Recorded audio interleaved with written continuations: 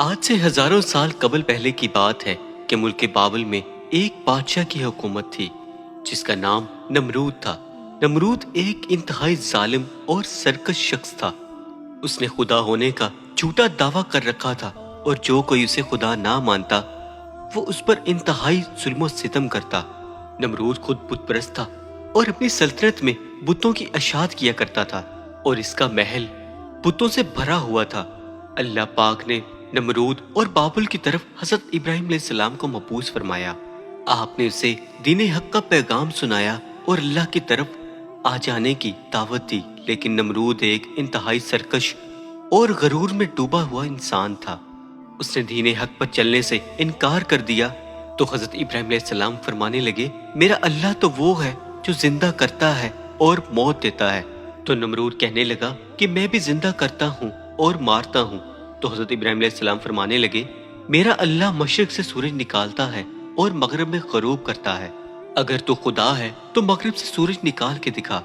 یہ بات سن کر نمرود غصے میں آگ بگولا ہو گیا اور اس نے یہ حکم دیا کہ ابراہیم کو جلتی ہوئی آگ میں ڈال دیا جائے۔ لہٰذا بابل کے ایک مقام پر نمرود کے پیروکاروں نے لکڑیاں جمع کی اور اس میں آگ جلائی۔ اس آگ کی تپش اس قدر تھی کہ اس کے قریب کوئی بھی نہ جا سکتا تھا۔ جب حضرت ابراہیم علیہ السلام کو اس آگ میں پھینکا گیا تو اللہ کے حکم سے وہ آگ امن اور سلامتی والی بن گئی۔ جب اسے اس بات کا اندازہ ہوا کہ آگ آپ علیہ السلام کا کچھ نہیں بگاڑ سکتی تو اس نے آپ کو آزاد کر دیا، مگر نمرود اور بابل کے رہنے والوں نے یہ زندہ معجزہ دیکھ کر بھی آپ پر ایمان نہ لائے۔ اس کے برخلاف نمرود نے بابل میں ایک عظیم الشان مینار بنانے کا حکم دیا جس کے ذریعے وہ ابراہیم کے خدا سے مقابلہ کر سکے۔ اس نے مزدوروں کو یہ حکم دیا کہ اس مینار کو اس بلندی تک تعمیر کیا جائے کہ بادلوں تک جا پہنچے تاکہ وہ آسمان کے خدا سے جنگ کر کے اس کی سلطنت کو بھی فتح کر لے۔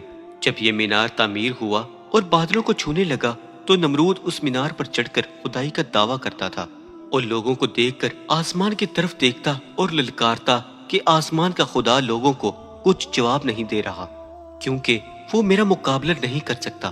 لہٰذا یہ سب دیکھ کر نمرود کو پوچھنے والوں کی تعداد میں اور تیزی سے اضافہ ہو رہا تھا اور چوک در چوک لوگ اس کے آگے سجدہ ریز ہوا کرتے تھے۔ لیکن نمرود اس بات سے بے خبر تھا کہ وہ بہت جلد اللہ کے غضب کا شکار ہونے والا ہے اور ایک سخت عذاب جلد اس پر مسلط ہونے والا ہے۔ اللہ نے ایک فرشتے کو نمرود کے دربار میں بھیجا۔ اس نے اللہ کو وحدہ لا شریک قبول کرنے اور اس پر ایمان لانے کی دعوت دی، مگر غرور اور تکبر سے چور نمرود نے انکار کر دیا۔ فرشتے نے اسے نصیحت کرتے ہوئے کہا کہ اللہ کی قدرت اور طاقت تمہاری فوج سے کہیں زیادہ ہے، اگر وہ چاہے تو تجھے وہ سب سے اپنی کمزور مخلوق کے ذریعے ہلاک کر سکتا ہے۔ لہٰذا نمرود نے اللہ سے مقابلہ کرنے کا تقاضا کیا۔ فرشتے نے نمرود کو اللہ کے حکم سے 3 دن کی مہلت دی اور جس دوران اس نے اپنے تمام تر لشکر کو ایک جگہ جمع کر لیا اور پوری طاقت و قوت کے ساتھ جنگ کے لیے تیار ہو گیا۔ تیسرے دن کی صبح اللہ نے مچھروں کا ایک بہت بڑا لشکر بھیجا جو تعداد میں اس قدر زیادہ تھے کہ سورج کی روشنی بھی نظر نہ آتی۔ یہ مچھر پورے بابل شہر میں پھیل گئے اور نمرود کے لشکر پر حملہ کر دیا۔